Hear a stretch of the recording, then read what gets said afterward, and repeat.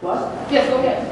mpeg2video, I'm legally blind, so I can't find the number in the line, but Mark was talking about the word civil liberties. And I'll be talking about this tomorrow. The word civil liberties, I'm aware, only means actually what's in the First Amendment, civil liberties.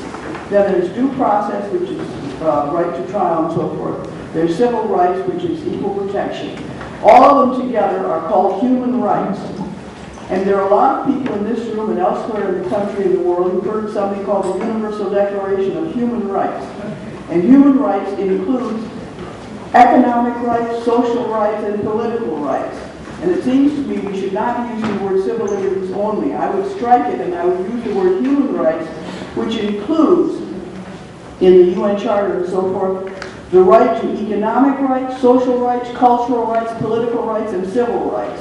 All of those are included in the concept of human rights that has been around since 1945 and 1948 in the Universal Declaration of Human Rights. And I think it would be very wise for CCDS to use that phrase, human rights, or if you want to spell it all out, then you're going to say civil rights, due process, civil liberties, due process, civil rights, international rights, which equals human rights. I think civil liberties is an inadequate word at this time, and to use the word human rights will show that we are in the 21st century. I'd be glad to answer any questions if you have any. And I'll be talking about this tomorrow at 9:30 in one of the workshops. Thank you, Amber.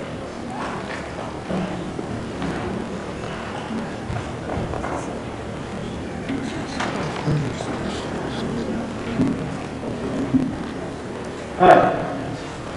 My name is Alan. I'm from San Francisco. I was around at the beginning of the formation of the CLC.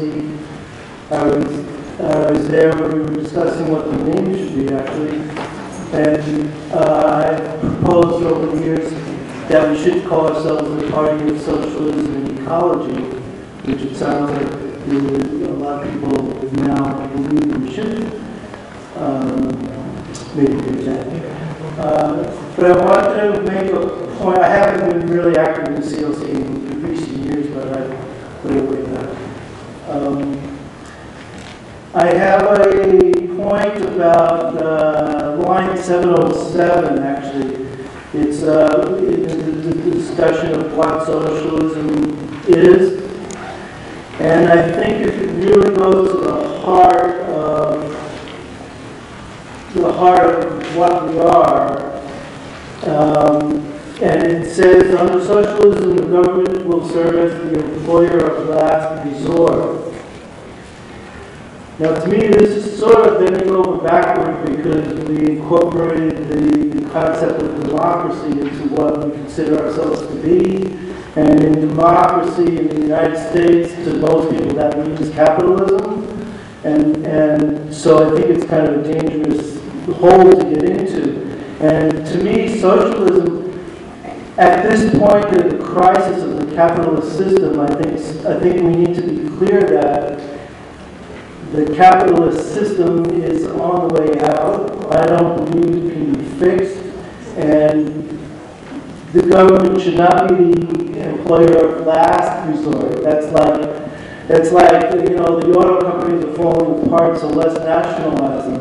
If we only nationalize the companies that are falling apart, it's not going to cure anything. We need to start talking about socializing the economy in all the ways that you folks have talked about, from cooperatives to nationalizing things.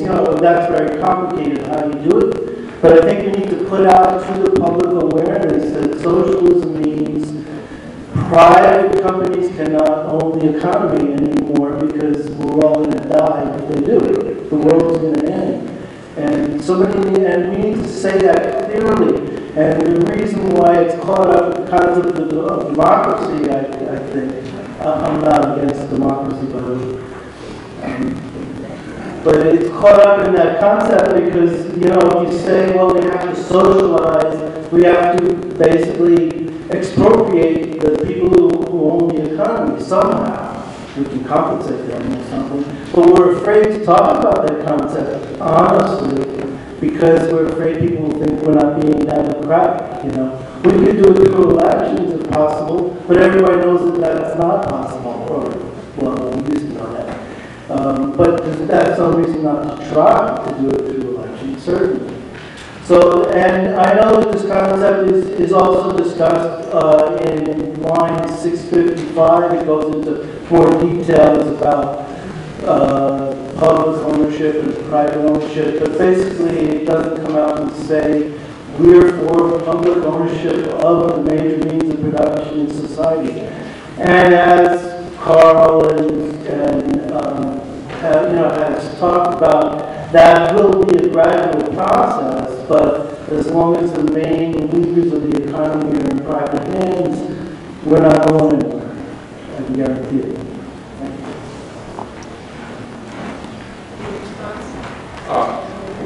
I will respond directly to your points, but we should get a few more, not make a fast up at once. Okay.